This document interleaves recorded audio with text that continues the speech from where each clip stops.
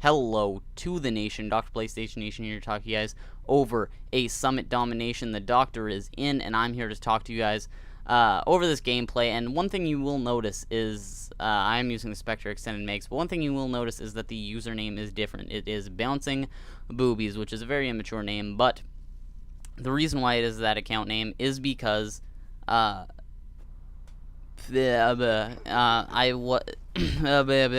losing my train of thought right now. But pre-nade right here, which kind of sucks. I was mad about that. But the reason why it is this Bouncing Boobies account is because since school has started, usually at lunch, because I don't have a whole lot of time to play at home, I go over to my friend's house, he lives right next to the school, literally right next to the school. And we just go over there, we play a couple games, go back to school, we do that at lunch. Lunch, we have an hour, so we just go over there, and I ended up getting a couple good games, and these are probably going to be the games that you're going to be seeing for a while, just because I don't have a lot of time to play. I have to focus on my studies this year if I want to get a scholarship for university. And I'm not going to go too much into that. If you guys want me to do a commentary about that, I think I will, but I'm just talking more about personal life and stuff like that, because Black Ops is kind of boring. I don't think you guys are too interested in hearing about me talking about getting noob tubed and dying right there really stupidly, getting blop shotted. That was awesome. But anyway, basically, blah blah blah, blah, blah, blah. Oh, and also another thing you'll notice is that it's saying that it's double points when it's not double points. I played this game on the first day of school, which was Tuesday, and that wasn't double points, at least to my recollection. It wasn't double points, and for some reason it's still saying it. So if you guys can clear that up, if it's Treyarch's mistake. I know there's a whole bunch of theater mode mistakes with Treyarch. Like at the end of this game, it actually ends at 180 points instead of actually going to the end of the game, because theater mode was like, hey, you got a good game, you want to make a commentary? Well, too bad, I'm gonna cut you off right at the end. But I think up to the end I go 40 and like 12 or something, I don't know. But anyway, basically what I'm going to be talking about in this commentary is the future and what I intend to do with mine. So contrary to what I would like, I'm not going to become a big name YouTube commentator and make millions of dollars like I don't know, FPS McDuck or FPS Russia. Brownie points if you guys get the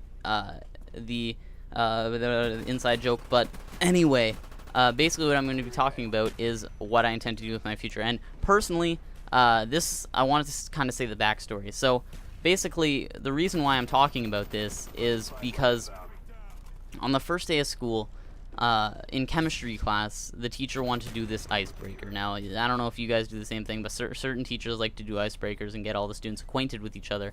And what this icebreaker included was you would talk about why you took this course. Chemistry is an elective in my school system for grade 11, so everybody would talk about why they took it. And was it their parents that forced them? Do they want to go into something that has to do with chemistry in the future? Do they want to go to university for it? Do they want to just keep their options open, what they want to do? And it really surprised me, because almost 3 out of every 4 students, at least 3 out of every 5 students, said they didn't know what they wanted to do when they were older. They said that they took chemistry because they enjoyed it, but they didn't know what career path they wanted to take in the future. And it was really weird to me, because personally I've always had something that I was aiming for. There's always something that was in my view for my future. There was always something that I wanted to do, that I was almost certain that I wanted to do. It's been changing. Obviously it's going to change. It's your future, but it was always there. There was always something. I was never just clueless as to what I wanted to do. And when I was younger, like 10 and 11, I knew I wanted to go into a career. I didn't want to get a job, I wanted an actual career. And then it kind of developed from there. When I was like kind of 12, 13, 14 sort of age, I knew I wanted to do something with computers, possibly computer programming, computer engineering, computer technician. All those careers are very condensed, and I knew I needed to take computer sciences. I knew I needed to kind of get into the computer kind of world. Personally, my school doesn't offer too much courses that have to do with computers, so that kind of sucks for me. but I can still get into those courses I wanted to do in university. That's what I wanted to do when I was like 12, 13, 14. And recently, when I was 15 and 16, which I'm 16 now, I want to get into teaching, and I believe that's what my final career choice is. I believe that's as specific as I'm going to get. If the pattern stays true, I want to do something with computers, then I want to, I refined that down to what kind of field I want to do, and now I refine that even more. I want to become a computer sciences teacher.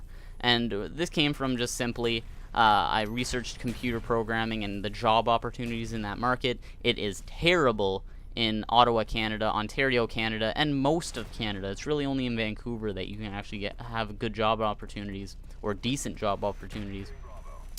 And so from there, it just kind of pushed me into saying, okay, I'm not going to get a job in computer programming, but what I could get a job in is teaching computer programming. And that was always kind of in the back of my mind. I wanted to become a teacher, maybe a science teacher or a math teacher, but I never really was too interested in it. But eventually, when I realized that computers, which I thoroughly enjoy, and teaching is a career that I've always kind of been interested in, those together, I really was interested in this, and I really believe I'm going to enjoy it. So I did more research and whatnot, talked to teachers, and from what I've been hearing, it's a very rewarding experience, and I can see myself teaching a group of young students.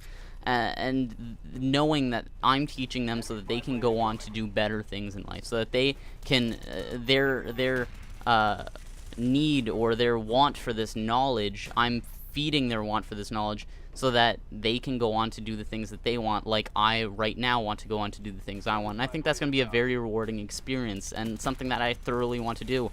And for you guys in the States, I don't know, from what I've been hearing, it's a bad job market for teachers, or not a bad job market, but bad perks. The pay apparently isn't very good, and the unions aren't very good.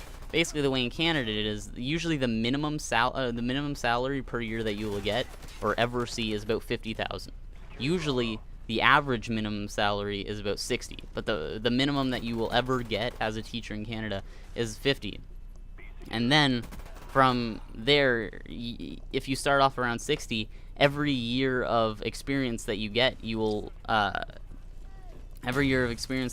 earn more on top of your salary. So that's really attractive, seeing as right now my mom is a single mother of 6, and she earns less than that. And I'm not going to say exactly what it is, but she earns less than that. And basically, that's a really good perk, as well as the perks that you get July and August off, you get weekends off, you get all the same holidays that you are accustomed to as a student. So it's really like you never left school, with the benefits of you are the boss as well.